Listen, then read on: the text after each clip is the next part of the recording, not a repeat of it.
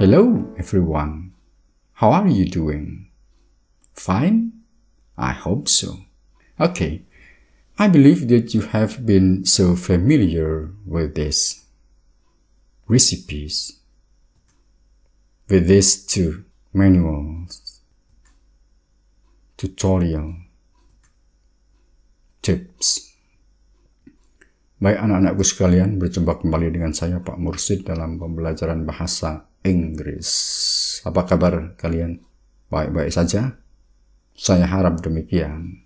Oke, saya yakin kalian telah mengenal apa itu recipes, resep masakan, manual. Apa itu manual? Buku petunjuk pengoperasian atau penggunaan. Misal ketika kalian membeli HP baru, di dalam kardusnya pasti disertai dengan buku manual, buku petunjuk pengoperasian atau petunjuk penggunaan.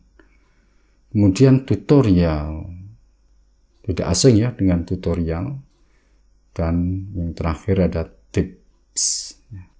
Kalau kita perhatikan baik resep masakan, manual, tutorial maupun tips itu berisi tentang instruksi atau petunjuk, atau dengan kata lain berisi tentang prosedur. Apa itu prosedur? Langkah-langkah yang harus diikuti. Jadi hari ini kita akan belajar tentang procedure, teks prosedur. What is a procedure text? Apa itu teks prosedur? Teks prosedur adalah teks untuk memberi instruksi, perintah, atau petunjuk untuk membuat atau melakukan sesuatu. Sekali lagi, teks prosedur adalah teks untuk memberikan petunjuk atau instruksi untuk membuat atau melakukan sesuatu. How is a procedure text constructed? Bagaimanakah teks prosedur disusun? Atau dengan kata lain, bagaimanakah struktur generik teks prosedur? Perhatikan. Oke, di sini langsung saya tampilkan contoh teks prosedur berbentuk resep masakan. Oke, secara umum bagian-bagian teks prosedur itu terdiri dari 3. Yang pertama ada yang disebut goal, judul. Ya. Jadi goal ini adalah judul dari teks tersebut. Kemudian diikuti ingredients atau materials, bahan-bahan. Kemudian yang terakhir ada methods atau steps, langkah-langkah. Jadi secara umum teks prosedur terdiri dari 3 bagian. Yang pertama goal, yang merupakan judul, kemudian bahan, kemudian yang ketiga langkah-langkah.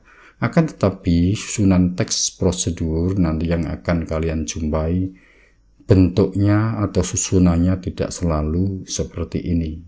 Kadang bahan-bahan dan alatnya itu menyatu dengan methods atau langkah-langkahnya. Nah, bicara tentang bahasa selalu ada bahasa tulis dan bahasa lisan. Nah, sekarang bagaimanakah bentuk teks prosedur tulis atau written? Ya. Dalam teks prosedur tulis itu lazim langkah-langkahnya itu menggunakan numbering atau menggunakan angka yang menyatakan urutan.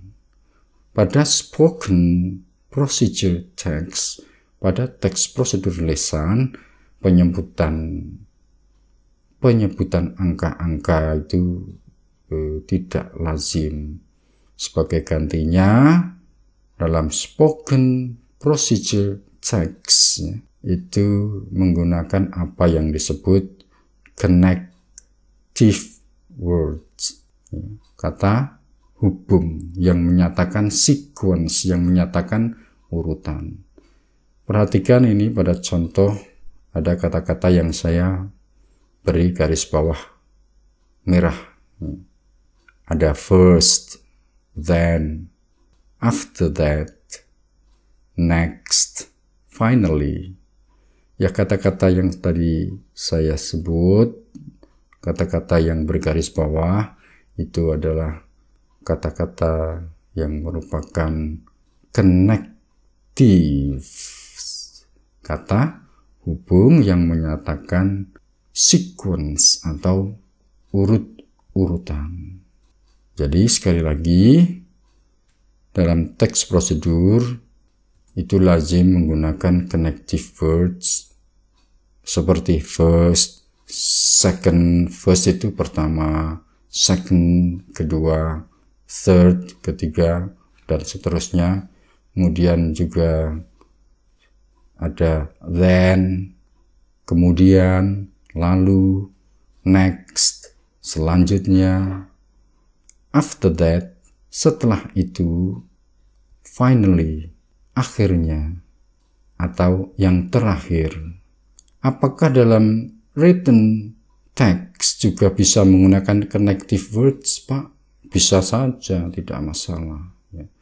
Jadi dalam written text, dalam teks prosedur tulis pun kadang connective words ini juga digunakan. Hanya pada spoken, pada bahasa lisan, pada teks prosedur lisan, itu tidak lazim menggunakan atau menyebutkan angka-angka untuk menyatakan urutan. Oke. Jadi sekali lagi, dalam teks prosedur itu sering menggunakan apa yang disebut connective words, kata hubung. Penggunaan connective words dalam teks prosedur ini merupakan salah satu ciri kebahasaan dari teks prosedur. Kemudian ada ciri-ciri kebahasaan yang lain, diantaranya adalah bahwa teks prosedur itu menggunakan simple present tense. Jadi kalimat-kalimatnya itu menggunakan simple present tense. Menggunakan kata kerja bentuk satu. Apa itu simple present tense? Silahkan kalian simak video saya yang khusus membahas tentang simple present tense. Selain menggunakan simple present tense, kalimat-kalimat yang digunakan pada teks prosedur itu sering merupakan kalimat perintah. Ciri khas kalimat perintah adalah diawali dengan kata kerja, seperti place, stir, bake. Place, stir, dan bake itu adalah kata kerja. Bukan kalimat berita yang diawali dengan subjek kalimat biasanya, ya. Oke, jadi ciri kebahasaan dari teks prosedur itu yang pertama sering menggunakan kata hubung atau connective words. Ciri kedua menggunakan simple present tense. Kemudian ciri ketiga, kalimat-kalimatnya biasanya berupa kalimat perintah. Kalimat perintah. Selanjutnya, apa tujuan dari teks prosedur? Apa tujuan orang membuat teks prosedur? Ya, tujuan teks prosedur ya seperti definisinya.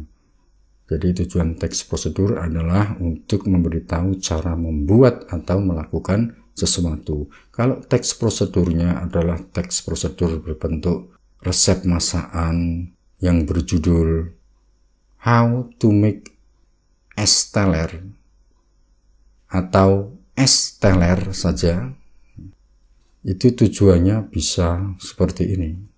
To tell how to make es teler. To inform, untuk memberitahu atau menginformasikan bagaimana cara membuat es teler.